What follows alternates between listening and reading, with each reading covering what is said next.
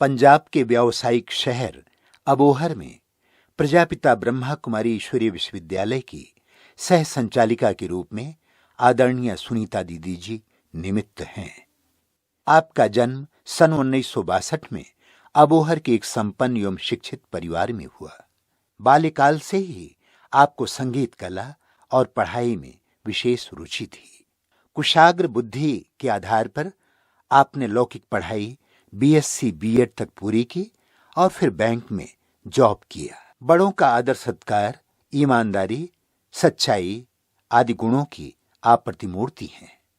सन 1981 में अबोहर सेवा केंद्र पर आपको ईश्वरीय ज्ञान मिला और विशेष दादी चंद्रमणि जी की पालना प्राप्त करने का सौभाग्य मिला।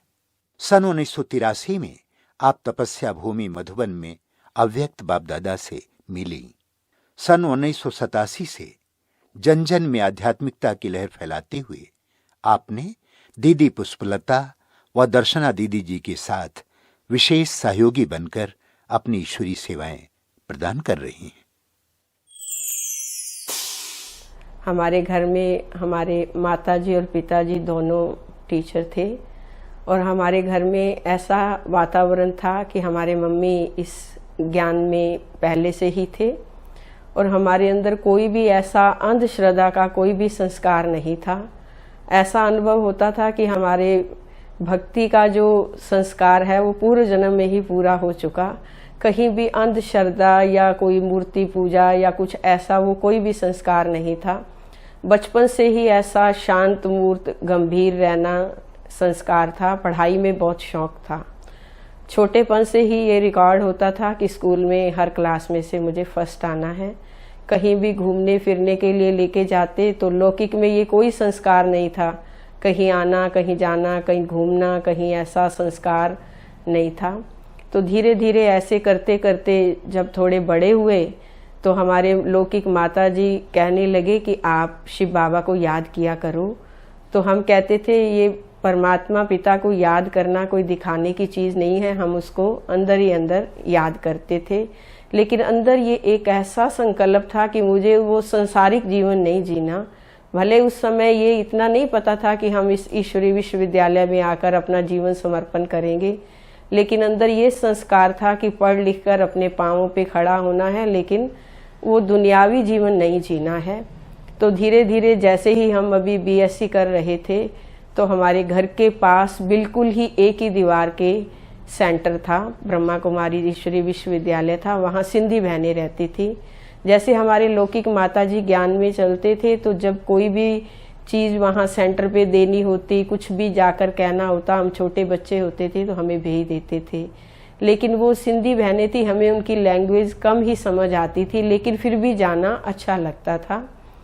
तो जैसे ही सन 1980 में ये पुष्प दीदी जी इस अबोहर के सेंटर में आए तो ये बहुत स्नेह प्यार करते थे, बहुत प्यार से पालना करते थे। धीरे धीरे रोज हमें बुलाते थे कि आप आश्रम पे आया करो। तो मेरे अंदर बहुत ऐसा संस्कार था कि मैं बहुत मना रिजर्व नेचर में थी, किसी से ज़्यादा नहीं बोलना, गंभीर रहना, कुछ इस तरह के संस्कार थे।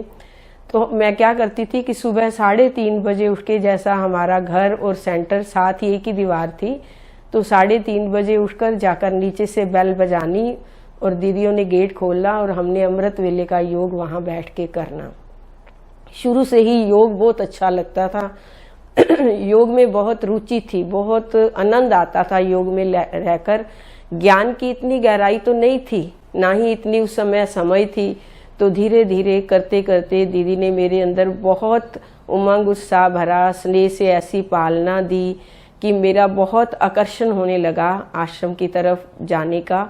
जैसे ही कॉलेज से आना, आते ही वहाँ सीधे वहाँ सेंटर पे चले जाना और वहाँ रात को दीदी के पास ही सोना, बहुत अच्छा लगता था ऐसे।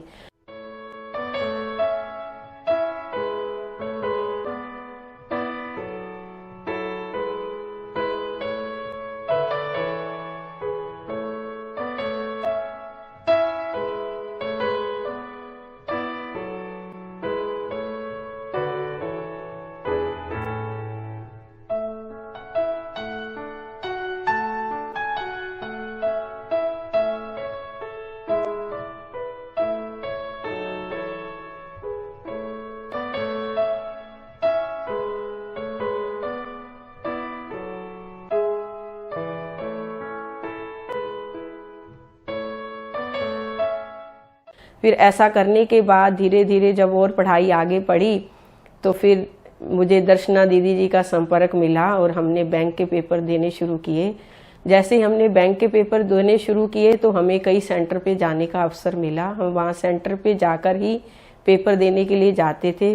तो सेंटर का जीवन इतना अच्छा लगा, वहाँ की प्योरिटी इतनी अच्छी लगी कि मन में ये ठान लिया कि मुझे तो यही जीवन जीना है। जैसे लौकिक माता जी ज्ञान में थे तो घर की तरफ से तो हमें कोई ऐसी परीक्षा नहीं आई कि जो कोई हमें वो रोके जाने के लिए।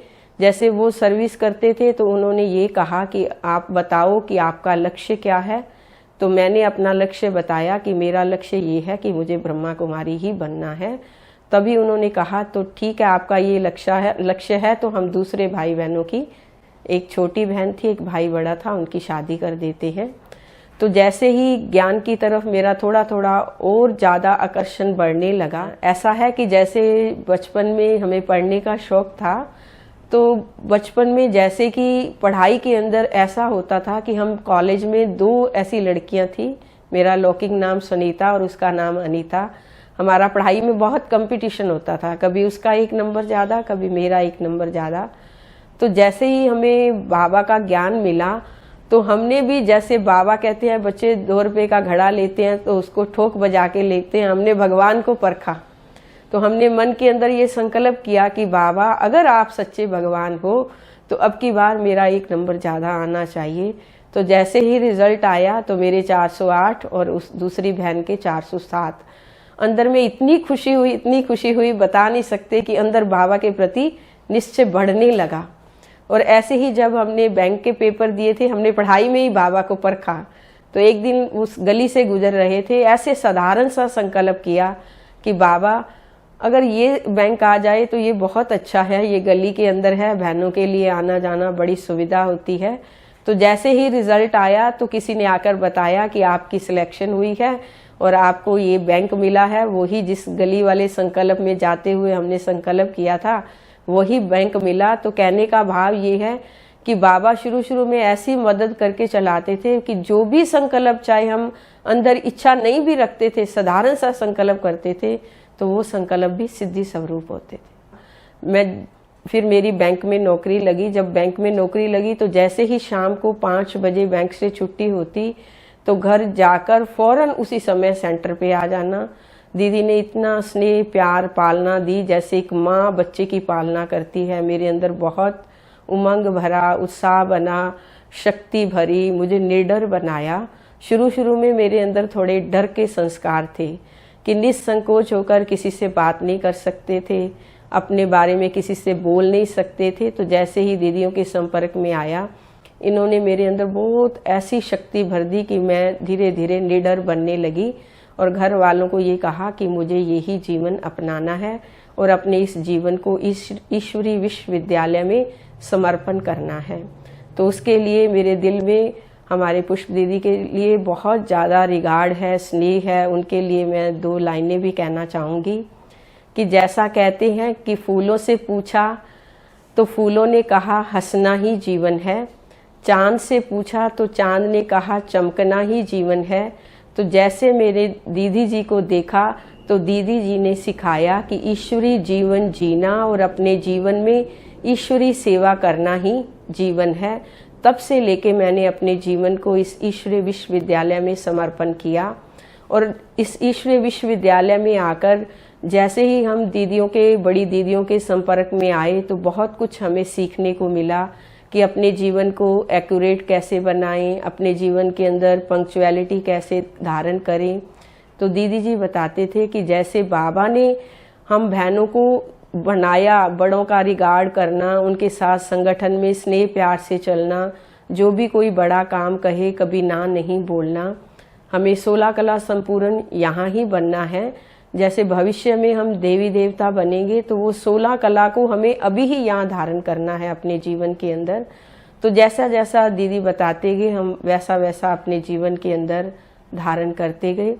तो जब हम बाबा से पहली बार मिले सन 1983 में, तो बाबा ने भी हमें यही वरदान दिया कि बच्चे जब आप बाप की छत्र छाया में हो तो सेफ हो, विजयी हो। तो हर समय वही वरदान हमें स्मृति में रहता। मधुबन कितना मधुर मधुर है, मधुबन कितना मधुर मधुर है, सदा ये आँखों में छाया है, सदा ये आँखों में छाया है। दिलवाला मधुबन का बाबा, दिलवाला मधुबन का बाबा दिल में समाया है। मधुबन कितना मधुर मधुर है, मधुबन कितना मधुर मधुर है। परम पिता शिव रोज यहाँ आकर ब्रह्मा के तन में, परम पिता शिव रोज यहाँ आकर ब्रह्मा के तन में, मुरली की मीठी मीठी तान सुनाते, मुरली की मीठी तान सुनाते, नैनों से छलका सागर का प्यार, नैनों से छलका सागर का प्यार, भूलता है नित्य नया रंग, भूलता है नित्य नया रंग। बच्चों के जीवन में दिलवाला मधुबन का बाबा, दिलवाला मधुबन का बाबा दिल में समाया है। मधुबन कितना मधुर मधुर है, मधुबन कितना मधुर मधुर है। मधुबन में हम जाते तो बाबा के कमरे में बैठते तो ऐसी भाषण आती जैसे साकार में बाबा हमारे सामने है और हमें दृष्टि दे रहे हैं। जैसे ऐसी कभी फीलिंग नहीं आई। कई बार कई लोग ऐसा कहते हैं कि हम काश हम बाबा के अव्यक्त होने से पहले आते, तो हमें ऐसी फीलिंग आती है जब बाबा के रूम में जाते हैं कि जैसे हम बाबा के पास थे और बाबा वही अब भी अनुभव हमें करा रहे हैं। तो इसलिए हर समय खींच होती है, चाहे अब हम शांतिवन में जाते हैं बाबा से मिलने, लेकिन अंदर ये संकल्प रहता है कि हम पांडव भवन में जाकर बाबा के कमरे में, बाबा की कुटिया में बैठे और एकदम बिल्कुल शांत हो जाते हैं और अपने आप को बिल्कुल बाबा के नजदीक अनुभव करते हैं कि जैसे हम बाबा के बिल्कुल समीप बैठे हैं।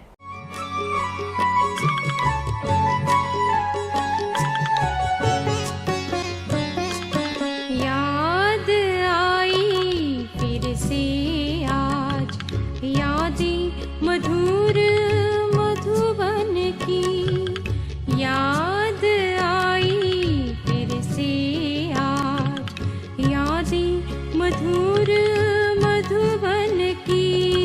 ओ मधुबन के बाबा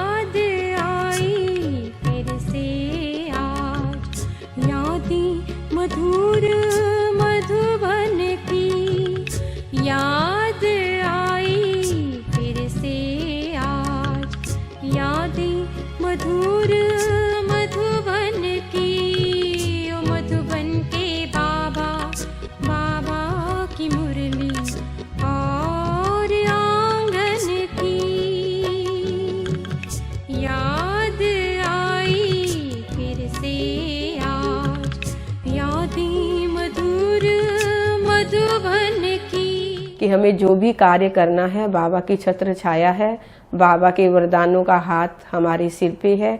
तो ऐसे धीरे धीरे करते करते आज बाबा ने लाकर हमें वर्ल्ड की स्टेज पे खड़ा किया है।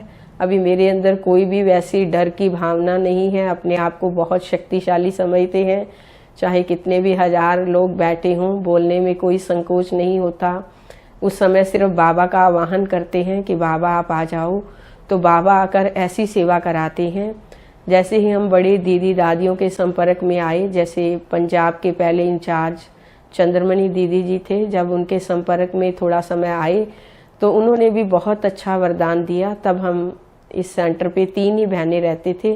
तो दीदी हमेशा कहते थे आप त्रिमूर्ति हो, आपका त्रिमूर्ति का संगठन बहुत अच्छा है, सदा बाबा आपको ऐसा बल देता रहे। आज उनका वरदान ही फलीभूत हो रहा है कि हम तीनों बहनें आपस में बहुत स्नेह प्यार से चलते रहे और आगे भी उम्मीद है चलते रहेंगे। बाबा ने हमें विश्व कल्याण का जो टाइटल दिया है और बाबा ने हमारे ऊपर जो जिम्मेवारी का ताज रखा है और हर समय उसको याद रखते हैं कि हमें विश्व की स्टेज पर हैं और विश्व की हमें सेवा करनी है।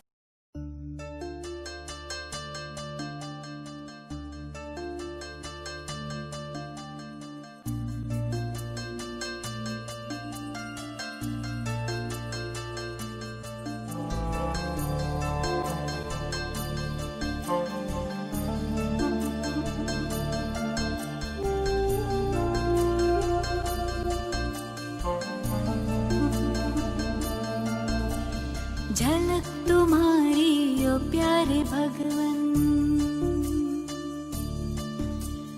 पलक में भर के दिखा रहे हम, फलक से हम यही गा रहे,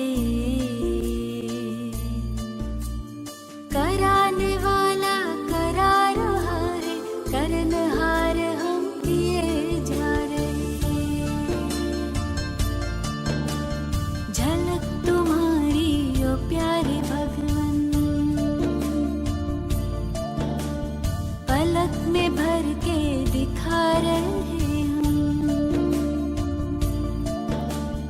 फलक से हम यही गा रहे,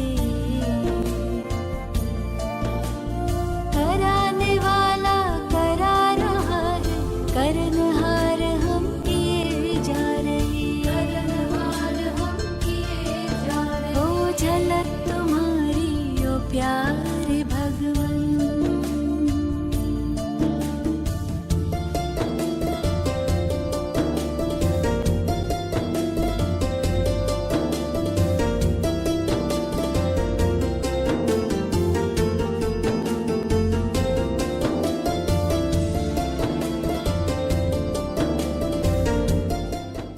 और एक जीवन के अंदर बहुत अच्छी ये धारणा रही कि सुबह अमृत वेले, जैसे हमारे दीदी जी कभी मिस नहीं करते, हमें भी याद है कि कभी हमारा अमृत वेला मिस नहीं हुआ।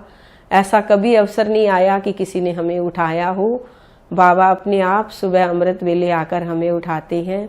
दिन भर चाहे हम सेवा करते हैं, लौकिक में जॉब भी करते हैं, लेकिन फिर भी सदा उमंग उत्साह खुशी में रहते हैं। कभी हमें ऐसी कोई टेंशन, कोई प्रेशर, ऐसी कोई फीलिंग नहीं आती और अपने आप को सदा ही फ्रेश महसूस करते हैं। ऐसे ही बाबा हमें चला रहे हैं और हमेशा चलाते रहेंगे। इसलिए दिल से सदा यही भाव निकलता कि बाबा आपने जो हमें दिया वो कोई नहीं दे सकता और आपका हम शुक्राना कभी भुला नहीं सकते। आपका जो एहसान है उसको हम जिंदगी भर कभी भी नहीं भूलेंगे। बाबा आपने जो हमें दिया और कोई भी दे नहीं सकता। शुक्रिया आपका प्यारे प्रभु, शुक्रिया, शुक्रिया आपका प्यारे प्रभु, शुक्रिया। मुझको जीवन दान दिया, अपना बना लिया। शुक्रिया आपका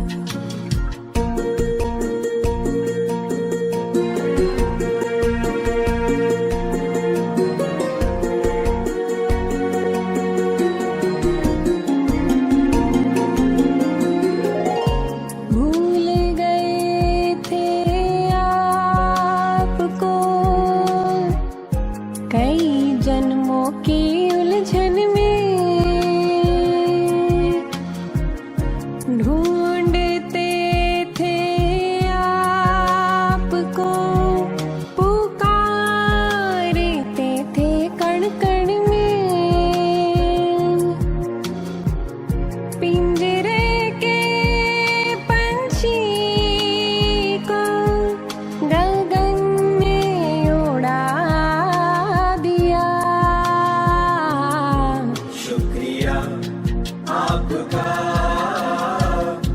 प्यारे प्रभु शुक्रिया।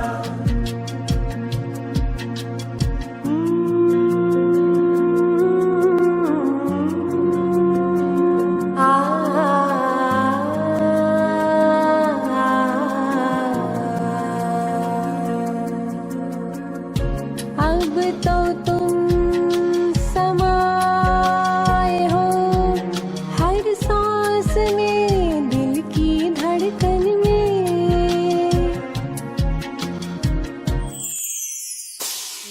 मार्गदर्शक सुनीता दीदी जी रहे हैं, क्योंकि वो बहुत ही सुलझे विचारों के और ज्ञान में प्रवीण हैं। समय समय पर उनसे ज्ञान की समझ के आधार पर मैं उन्नति को पा रही हूँ। दीदी जी से हमें ये प्रेरणा मिलती है कि जीवन में कैसे बैलेंस रखना है, चाहे स्थूल सेवा है, चाहे लौकिक सेवा है, चाहे अलौकिक सेवा है, तीनों का कैसे बैलेंस रखना है और खुश रहना है।